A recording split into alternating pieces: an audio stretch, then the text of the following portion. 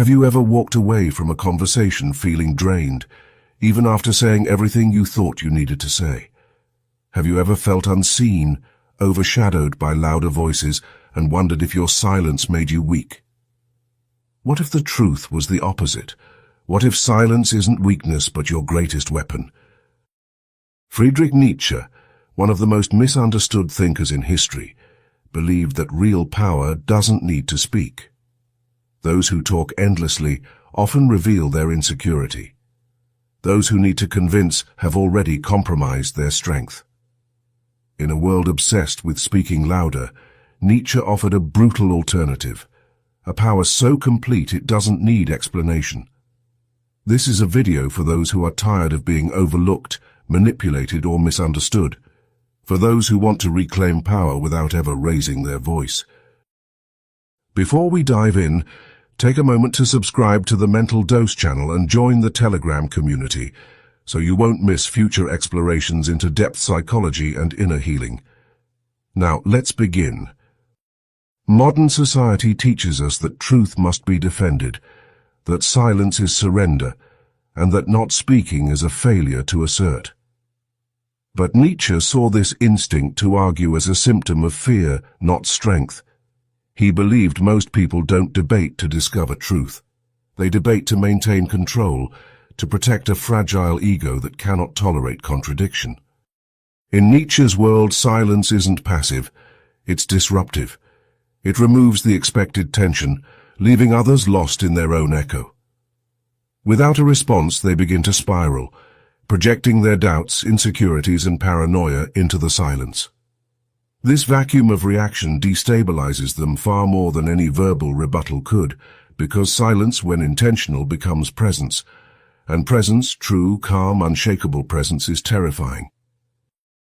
While most people react out of fear or pride, the one who remains silent ascends. They are no longer trapped in the desperate need to be understood. They've exited the game entirely, and that's why they win it. Nietzsche's idea of the Übermensch, the higher, self-mastered individual, is not someone who wins debates or plays social games. The Übermensch doesn't seek applause. He doesn't react. He doesn't explain. He shapes the world, not by force, but through an overwhelming inner authority that needs no justification.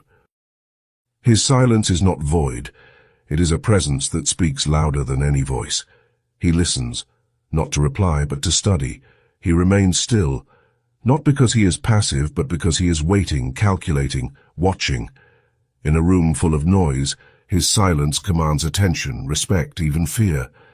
It forces others to confront their own inner chaos, because nothing is more unsettling than someone who cannot be manipulated. Every word is a move, every reaction a vulnerability. That is why the Übermensch speaks rarely and reacts never.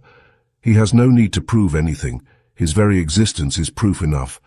His silence becomes strategy, tension, dominance, and eventually complete control. Before we continue, I truly hope you're finding this video insightful. If so, don't forget to share it with anyone who might benefit from these ideas. And if you'd like to support our channel and the work we do, you can leave a donation by clicking the thanks button just below this video. Your support means the world to us. Now let's continue. What most people fear isn't disagreement, it's indifference. And silence, especially in moments of confrontation, is experienced as judgment. It destabilizes because it removes the feedback loop. Without it, people can no longer control the narrative. Their mind starts filling the silence with fear. Did they see through me? Are they judging me? Am I losing control? Social psychology supports Nietzsche's insights.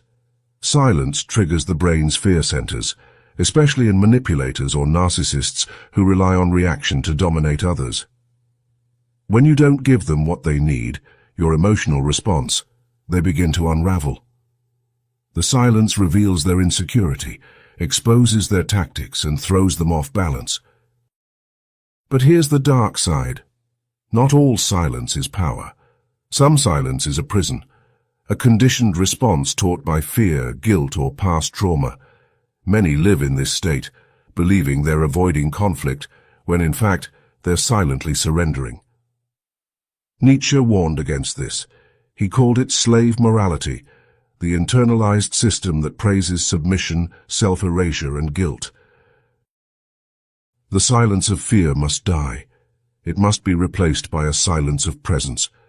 A silence that doesn't apologize for existing, that holds ground, that radiates power even when no one understands it.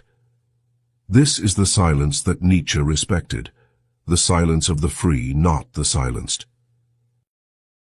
To wield silence as power, you must break the instinct to react. Every time you feel the urge to defend yourself, pause. That urge is not strength, it's the ego screaming for approval. Real silence is born when you kill that need. When you no longer care to be understood, you begin to be untouchable. The second pillar is observation. While others talk endlessly, you listen, not to respond but to track patterns, insecurities, inconsistencies. Silence sharpens your perception. It gives you the tools to respond, if you choose to, with precision. One sentence at the right moment can carry the weight of an entire conversation. The third is time. Learn to extend silence. Let others speak into it, panic in it, collapse under it. The longer you hold your silence, the more power it holds. People fear what they cannot predict, and silence makes you unpredictable. That unpredictability flips the dynamic. You become the center of gravity, they orbit you. But never confuse this silence with passivity. Nietzsche never praised weakness. This is not avoidance, it's strategic restraint. And when the moment arrives, when the silence has stretched, suffocated, unsettled, you speak, not to argue, not to explain, but to end it with one line, one truth, one undeniable presence. That is the silence of the Übermensch, not a silence of fear but of command. Silence is not just a tactic, it's identity. Once you stop reacting, stop defending, stop explaining, you stop living on other people's terms. You become still, present, immovable. Nietzsche didn't write for those who want to be liked.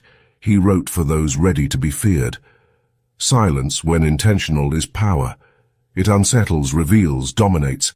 The loudest in the room are often the weakest, but the one who holds their silence with control, presence, and clarity, that person shifts the dynamic without saying a word. So ask yourself, is your silence fear or strength, protection or submission? If you're ready to reclaim your presence, if you're done playing by someone else's script, comment below. I choose the silence that commands respect. Not for attention, but as your personal turning point. And if this message struck something deep, if it gave shape to a part of you that's been waiting to surface, then this is just the beginning. Subscribe to Mental Dose, because this channel isn't here to entertain. It's here to rewire the way you think, move, and exist. The world doesn't need more voices, it needs more presence. And your silence, once mastered, will speak louder than any word ever could.